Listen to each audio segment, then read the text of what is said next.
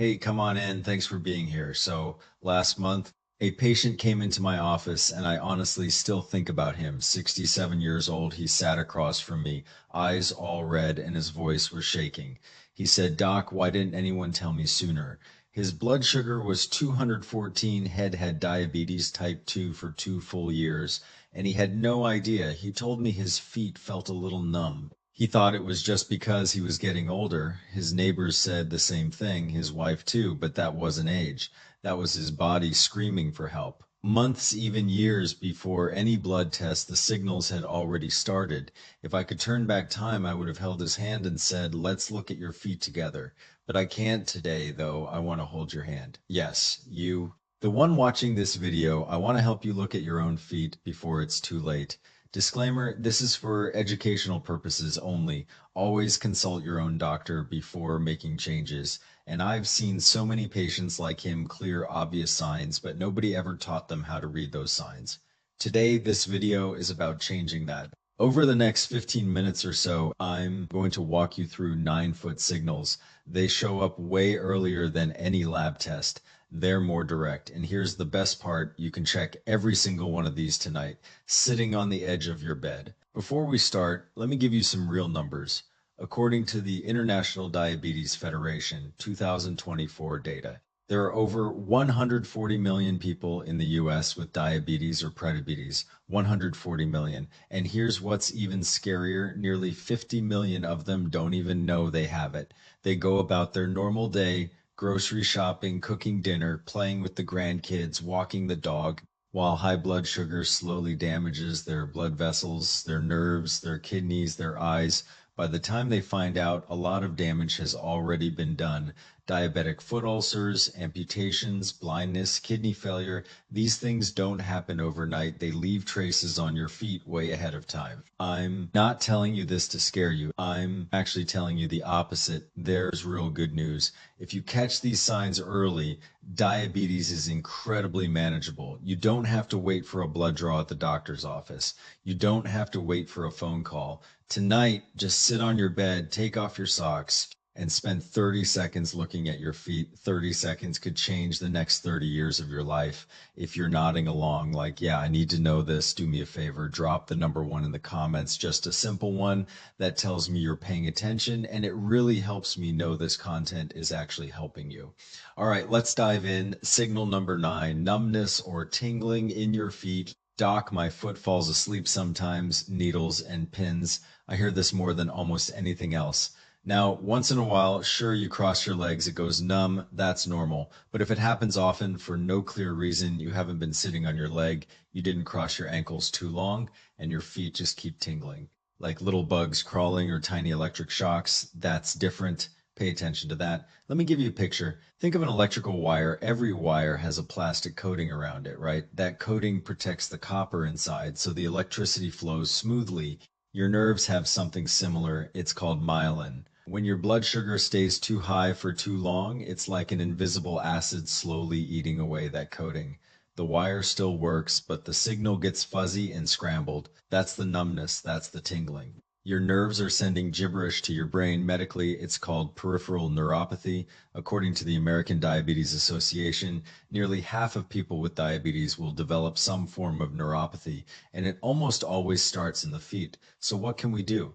2 things start today. 1, walk 20 to 30 minutes a day. You don't have to run, just walk. That boosts blood flow to your feet and helps feed those nerves. 2, cut back on added sugar. Not tomorrow, not next week. Today, 1 less soda, 1 less pastry, 1 less sweet coffee drink from Starbucks. That's an act of protecting your nerves. Numbness is the mildest signal, but number 8, that one can wreck your sleep. Signal number 8, burning feet, especially at night. Have you ever felt this? You're fine during the day, but as soon as you lie down at night, your feet start burning like you're walking on hot coals, too hot for blankets, too cold without them. You toss and turn. A lot of folks think it's from walking too much or poor circulation in a vague way. But if this happens often, especially at night, that's not tired feet. That's your nerves sending false fire alarms. Remember that old doorbell at your grandma's house? The one that would randomly ring when nobody was there? Wiring problem? Same idea here. High blood sugar damages the nerves, so they start sending wrong signals. Hot, hot when there's no heat at all. It's not in your head. It's a real physical sensation caused by damaged nerves. Medically, it's called burning nerve pain. It's a classic sign of diabetic neuropathy. A study in the Journal of Clinical Endocrinology and Metabolism found that burning feet often start 1 to 3 years before someone is actually diagnosed with diabetes. 1 to 3 years, your body was trying to get your attention. How do we calm it down? First, drink 8 glasses of water a day. Staying hydrated helps your kidneys flush out extra sugar and also helps nourish nerve tissue.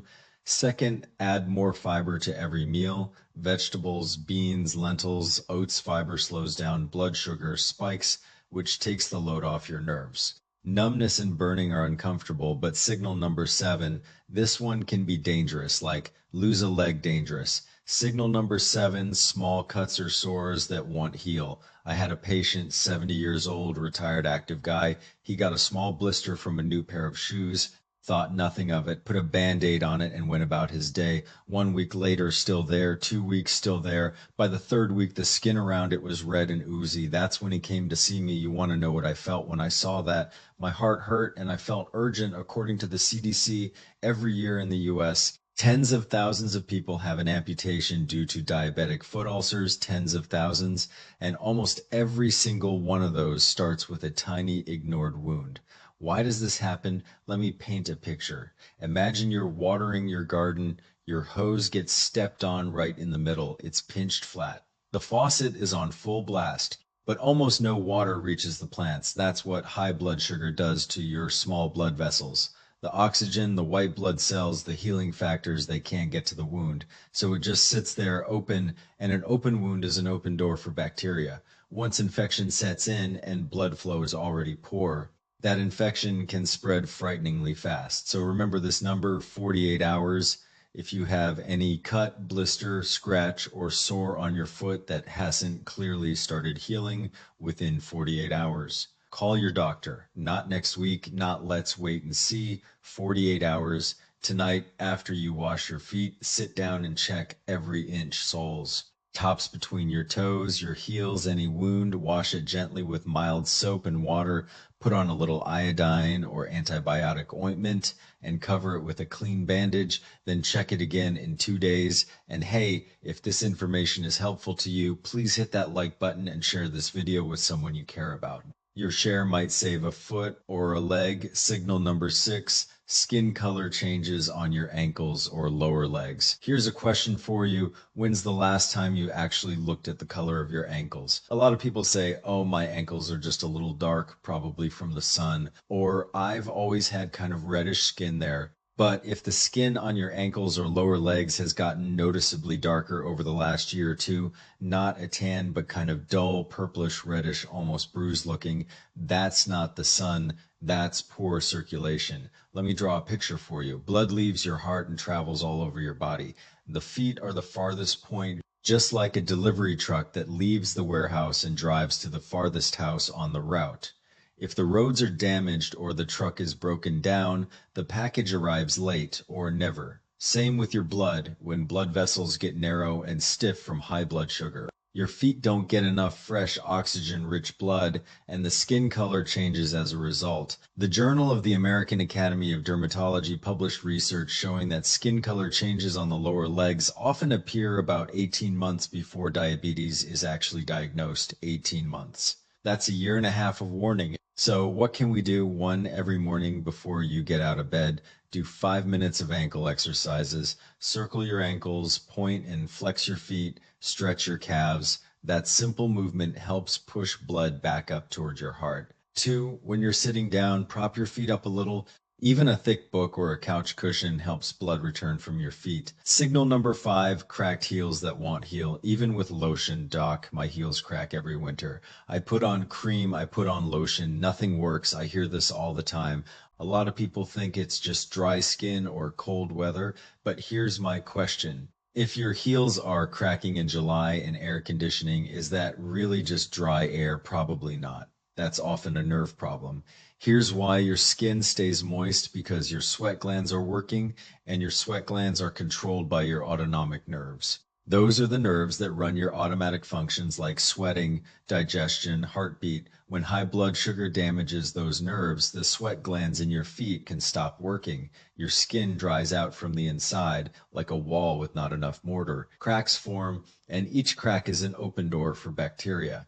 And pay attention.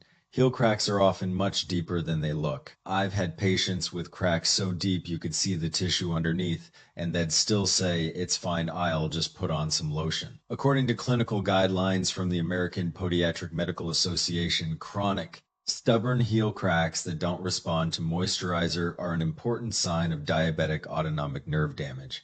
Here's the plan: every night before bed, soak your feet in warm water for about 10 minutes. Then apply a thick, rich moisturizer, but do not put it between your toes. That area stays damp and can easily develop fungus. Also, drink 8 glasses of water a day. I know I keep saying it, but hydration comes from the inside, not just from lotion. The first 5 signals, you can see them or feel them. But signal number 4, that one is quieter. It happens while you sleep, and I'm going to say something that might surprise you. Even some doctors mistake this for heatiness or arthritis, but it's neither of those. Signal number 4, swollen ankles with deep sock marks. You take off your socks at the end of the day, and there's a deep, dark indentation around your ankles that takes forever to go away. Once in a while, that's fine. Maybe you were on your feet all day or sat on a long flight, but if it happens every day and the indentation gets deeper, and if you press your finger into the swelling and it leaves a pit that doesn't bounce back, that's not from sitting too long. That's a kidney alert. Think of your kidneys as a water filter. Every drop of your blood goes through them. Waste products get removed. Good stuff stays in. When blood sugar stays high for years, that filter starts to get damaged. The fluid balance in your body gets thrown off. Extra fluid can't be removed, so gravity pulls it down to your feet and ankles. That's called edema or swelling. The medical term is lower extremity edema, and if it pits, we call it pitting edema. The National Kidney Foundation says that about 1 in 3 adults with diabetes will develop some form of kidney damage, and lower leg swelling is often the very first visible sign. What can we try? First, when you're resting, prop your feet up higher than your heart. Even 2 pillows for 30 minutes can help the fluid drain back. Second, cut back on salt. Salt makes your body hold on to water, so go easy on pickles, processed foods, frozen dinners, and soy sauce. But here's the important part: if the swelling is new or if it suddenly gets much worse, don't wait. Call your doctor and get your kidney function checked. Swelling you can at least see, but signal number 3, it's almost the opposite. It's not swelling, it's pain, and this kind of pain will keep you up at night. Signal number 3, severe foot pain like needles or electric shocks, especially at night. I had a patient, 65, active, used to play sports. He took ibuprofen for 3 months because his feet hurt so badly. He thought it was arthritis or an old sports injury, but the ibuprofen didn't help at all. The pain got worse, and it was worst at night. He told me it's like someone is stabbing me with a needle over and over. I wake up sweating. That's not arthritis, that's nerve pain. Remember the nerve coating we talked about? When high blood sugar damages that coating, some nerves don't go quiet, they go crazy. Like a broken smoke alarm that screams for no reason, your nerves send intense pain signals to your brain, even though there's no injury. And at night, when the house is quiet and there are no distractions, that pain feels even louder. A study in the New England Journal of Medicine found that about 25% of people with diabetes develop painful neuropathy, and it's often misdiagnosed as arthritis, gout, or an old injury. Ibuprofen won't fix nerve pain. It treats inflammation, not scrambled nerve signals. So what can we do? 1, every morning when you wake up, do 5 minutes of very gentle foot stretches in bed, point and flex, circle your ankles, gently rub your soles. Just get the blood moving. 2, every night, soak your feet in warm water, then give them a light massage for 3 to 5 minutes. Gentle, not hard. You're promoting circulation and calming the nerves, not fixing a knot in a muscle. But if the pain is severe and keeping you from sleeping, please see your doctor. There are medications specifically approved for nerve pain. You don't have to suffer through this alone pain. At least you can feel it. But signal number two, this one is silent. It makes your feet cold even in the middle of summer. Signal number two, cold feet even in summer. My feet are always cold. I sleep with 3 pairs of socks and they're still like ice. Some people laugh it off. Oh, I've always had cold feet. But if your feet are cold on a hot summer day in July in air conditioning or not, that's not just your body type. That's likely a blood flow problem. Imagine your home's heating system, the furnace. Your heart can be blasting hot air, but if the ducts are clogged or narrowed, the bedroom stays freezing cold. Same with your arteries. Your heart pumps just fine, but if the blood vessels to your feet are narrowed and stiff from high blood sugar, that warm blood simply can't reach your toes. That's called peripheral artery disease, or PAD. The American Heart Association reports that more than 8 million Americans have PAD, and diabetes is one of the biggest risk factors. Cold feet are often the earliest and most persistent symptom. What actually works?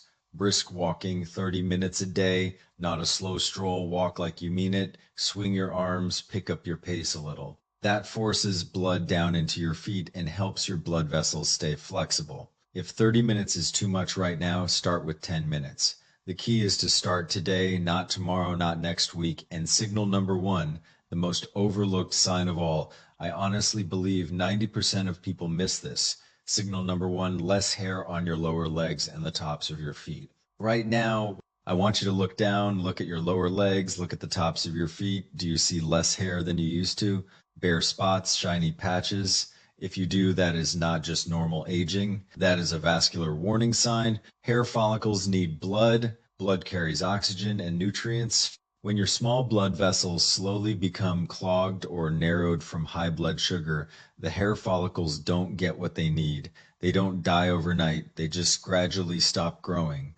The hair thins out one strand at a time. And by the time you notice it, the problem has been quietly getting worse for a while. A study in the journal Diabetes Care found that hair loss on the lower legs is strongly linked to peripheral artery disease. It's actually something doctors specifically look for during a physical exam, but most people never check it themselves. So here's my very serious from the heart request. After this video, go look at your lower legs and the tops of your feet. If you see noticeably less hair or bare shiny areas, make an appointment with your doctor this week. Not next month, this week. Ask for a simple fasting blood sugar and an ASC. Those tests are inexpensive, often just a small copay with insurance, and they could save your life. Okay, let me help you put this all together. Let's review the 9 signals. Number 9, numbness and tingling. Number 8, burning feet, especially at night. Number 7, small cuts or sores that won't heal. Number 6, darker purplish skin on your ankles or lower legs. Number 5, cracked heels that won't heal even with lotion. Number 4, swollen ankles with deep sock marks. Number 3, severe needle-like pain, worse at night. Number 2, cold feet even in summer. Number 1, hair loss on your lower legs and feet. 9 signals, 9 chances to catch something early. I've been a doctor for over 22 years, and honestly, the hardest part of my job isn't seeing people who are very sick. It's seeing people who could have been less sick, could have kept their vision, kept their kidneys, kept their feet, if only someone had told them what to look for. Remember the man I told you about at the beginning, the one who sat in my office with tears in his eyes? If someone had shown him these 9 signs 2 years earlier, would things be different for him today? Would his kidneys be better? Would he still be able to see his grandchild's face clearly? I don't know for sure, but I know this, you have this information now. You will never have to sit in a doctor's office with red eyes asking, why didn't anyone tell me? Because I just told you, you've worked hard your whole life, you've raised kids, you've taken care of your family, you've shown up day after day. Your health isn't just yours. It's for your kids, your spouse, your grandkids. Don't let a preventable disease steal the good years you've earned. So tonight, before you go to bed, do this. Sit on the edge of your bed, take off your socks, and spend 30 seconds, just 30 seconds, looking at your feet. Look at the skin, look at the color, feel the temperature, check for any wounds. If you see even one of these 9 signs, call your doctor tomorrow, not next week, not let's wait and see tomorrow. A simple blood test, a small copay could change the next 30 years of your life. If this video helped you today, I want to ask you to do 3 things for me. First, hit that like button. Be honest, it really does help. The YouTube algorithm shows this video to more people who need it, and that could be your neighbor, your friend's parent, or a total stranger who really needs this information. Your like might save someone's life. Second, share this video with someone you care about, your parents, your spouse, your siblings, your coworkers. Post it in your family group chat, put it on your social media. One share might help your mom catch something early. One share might help your friend's dad keep his leg. That is not an exaggeration. That is real. Third, subscribe to my channel and hit the bell. Every week I put out videos on blood pressure, blood sugar, cholesterol, arthritis, diet, exercise, all the real world stuff your doctor doesn't have time to explain in a 15-minute appointment. My goal is to make health information simple, practical, and useful for your everyday life. Because health education shouldn't be a privilege, it should be common sense that everyone can use. And one last tip, this is something most people don't know. The best time to check your feet is right after you shower. Why? Because your skin is soft, your blood flow is good, and any problems are easier to see. Use bright light, not a dim lamp. Use your phone flashlight if you need to. Here's the order. Check your soles for calluses, blisters, cracks. Then check the tops and ankles for color changes, hair loss, swelling. Then check between your toes. That's the most commonly missed spot. Finally, use the back of your hand to feel the temperature of both feet. Are they equally warm? The whole thing takes 30 seconds to 1 minute. Do it every night. It might just save your life. If you're not sure how to check properly, no worries at all. I'll make a separate video walking you through it step by step. So make sure you subscribe so you don't miss that one. All right, everyone, that's it for today. Your feet are talking to you. They've been talking to you for months, sometimes years. The question is, are you listening? Health is a long road. We walk it together slowly, steadily, smartly. If you're dealing with any health concerns, please schedule a visit with your primary care doctor. I'm here to help you understand the science, not replace professional medical advice. I'll see you in the next video. Take care.